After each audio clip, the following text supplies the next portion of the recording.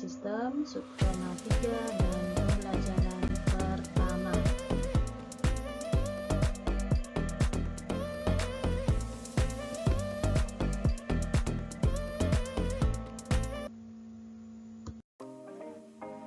Pada pembelajaran kali ini, kita akan membacakan modul kompetensi dasar yang akan kita pelajari hari ini.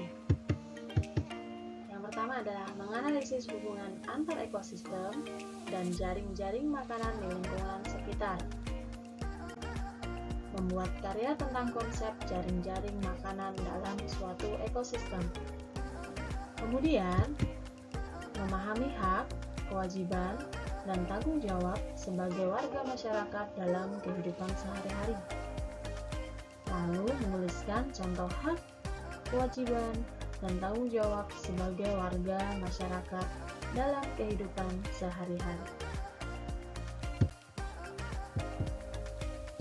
Untuk tujuan pembelajarannya adalah peserta didik dapat menggambarkan jaring-jaring makanan dengan tepat dan dapat menunjukkan akibat tidak tanggung jawab terhadap ekosistem dan menyebutkan contoh tanggung jawab terhadap ekosistem.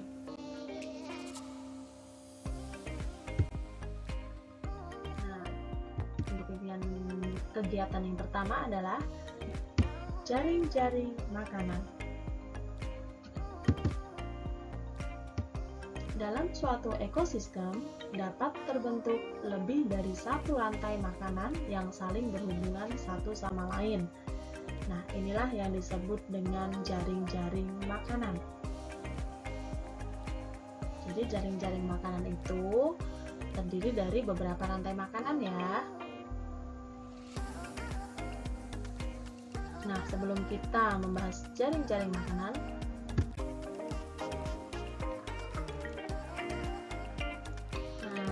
pada jaring-jaring makanan kali ini, sebelum ibu kita membahas ke jaring-jaringnya, maka perhatikan gambar berikut ini terlebih dahulu ya. Di sini ada gambar padi, lalu tumbuhan, kemudian ada belalang, tikus, ulat, ayam, kemudian katak, lalu burung elang, dan ular. Nah, pada gambar makhluk hidup ini, pada rantai makanan yang berperan sebagai produsen adalah tumbuhan ya. Jadi ini padi dan pohon ini. Nah, di sini kita dapat buat beberapa rantai makanan. Kita lihat, padi itu bisa dimakan oleh belalang dan tikus. Kemudian pohon dapat dimakan oleh belalang dan ulat. Lalu tikus itu dapat dimakan oleh ular dan burung elang. Nah, kemudian ada lagi belalang dan ulat itu dapat dimakan oleh katak dan ayam. Kemudian ada katak di sini.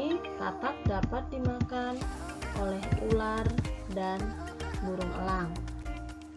Kemudian ada ayam dan ular itu dapat dimakan oleh burung elang. Nah, di sini kita bisa lihat ya, kita bisa gabungkan menjadi beberapa rantai makanan yang terbentuk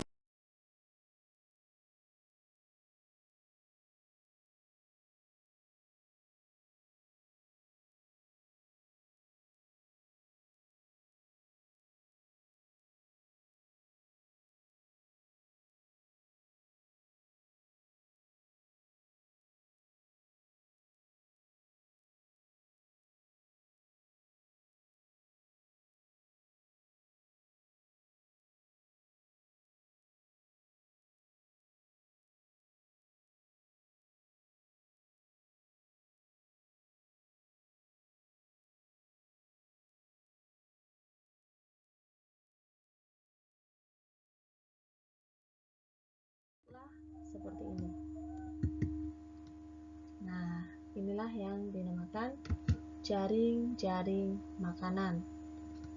Nah, jaring-jaring makanan ini kita bisa lihat ya, di sini ada beberapa rantai makanan. Yang pertama, Ibu Guru contohkan, di sini ada pohon. Pohon dimakan oleh ulat, lalu ulat dimakan oleh ayam, dan ayam dimakan oleh burung elang. Ini contoh rantai makanan yang pertama. Lalu rantai makanan yang kedua, kita bisa tuliskan di sini ada pohon, lalu pohon itu dimakan oleh belalang. Kita bisa naik ke atas, belalang dimakan ayam, lalu ayam dimakan burung elang. Atau kita bisa buat seperti ini, pohon dimakan oleh belalang, kemudian belalang dimakan oleh katak, katak dimakan oleh burung elang. Bisa juga seperti ini, pohon dimakan oleh belalang, belalang dimakan oleh katak, dan katak dimakan oleh ular. Bisa seperti itu. Lalu kalau produsennya yang padi, kita bisa buat rantai makanan seperti ini. Padi dimakan belalang, belalang dimakan katak, dan katak dimakan burung elang. Seperti itu ya. Kamu bisa lanjutkan. Nah, ini adalah contoh yang bisa kita buat dari jaring-jaring makanan di samping, maka dapat kita temukan beberapa rantai makanan. Di sini Ibu Vita berikan dua contoh. Seperti tadi yang sudah disebutkan, bahwa rantai makanan yang pertama kita bisa tuliskan pohon dimakan oleh belalang, belalang dimakan oleh katak, dan katak dimakan oleh ular, ular dimakan oleh burung elang. Seperti itu ya, berarti ini adalah rantai makanan yang ini yang Ibu Vita tunjukkan. Lalu, untuk yang produsennya padi, kita bisa tuliskan padi dimakan oleh tikus, tikus dimakan oleh ular, lalu ular dimakan oleh burung elang. Nah, berarti ini rantai makanan yang paling bawah. Untuk yang lainnya kamu bisa tuliskan sendiri ya. Nah, berikut adalah jaring-jaring makanan. Nah, tugas kamu hari ini pada jaring-jaring makanan ini, coba kamu tuliskan beberapa rantai makanan yang ada pada jaring-jaring makanan ini ya. Nah, tuliskan paling sedikit 3 rantai makanan yang dapat kamu temukan. Ini rantai makanannya banyak sekali di sini ya. Bisa tumbuhan dimakan oleh belalang, lalu belalang dimakan laba-laba, kemudian laba-laba dimakan oleh ular, ular dimakan oleh elang. Itu rantai makanan yang pertama. Nah, untuk yang lainnya kamu bisa sebutkan. Paling sedikitnya adalah 3 rantai makanan. Nah, baik anak-anak, sekarang perhatikan, tahukah kamu ini ada gambar ya berkaitan dengan ekosistem. Yang pertama adalah gambar orang sedang menebang pohon, lalu gambar yang kedua adalah orang sedang membuang sampah di sungai. Nah, kira-kira apa sih akibat yang ditimbulkan terhadap hewan dan ekosistem? Tentunya sangat berpengaruh ya terhadap kehidupan hewan dan ekosistem. Nah, di sini kita bisa lihat bahwa perubahan yang terjadi pada salah satu komponen dalam lingkungan dapat menyebabkan segala proses pada ekosistem terganggu. Ekosistem yang terganggu dapat menyebabkan terganggunya pula rantai makanan. Nah, kita bisa lihat jika pohon itu berkurang jumlahnya ketika ditebang, ya, sementara belalang itu mendapatkan makanan dari pohon. Karena pohon berkurang, maka jumlah belalang pun akan berkurang atau populasi belalang pun akan berkurang. Lalu belalang dimakan oleh katak.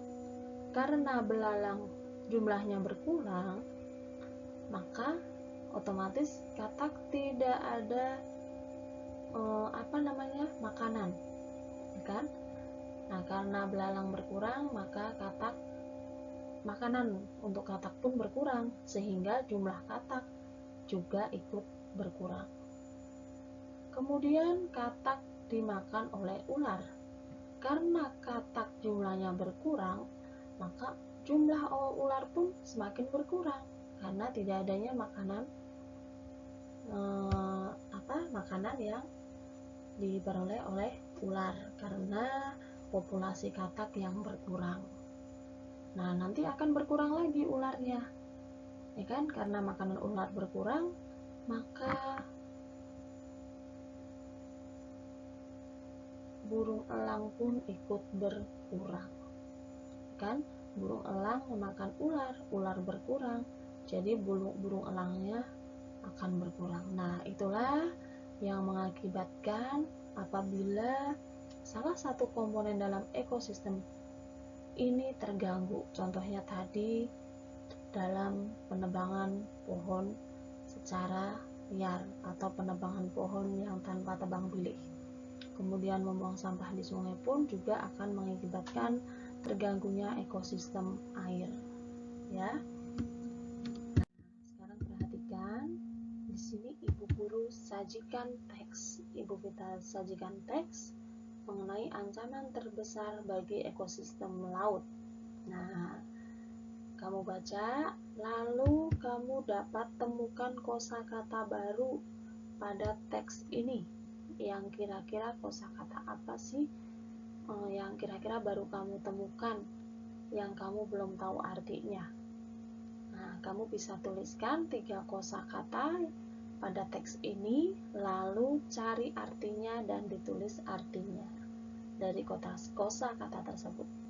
Kemudian yang kedua, tuliskan 5 contoh tanggung jawab yang dapat dilakukan untuk menjaga ekosistem baik di darat maupun di air. Nah, baik anak-anak, untuk penjelasan ibu kita kali ini sudah cukup.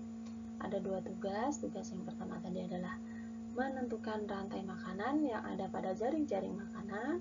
Lalu tugas yang kedua adalah membaca teks, lalu menuliskan kosakata beserta artinya, dan menuliskan 5 contoh tanggung jawab yang dapat dilakukan untuk menjaga ekosistem di darat maupun di air. Terima kasih, sekian.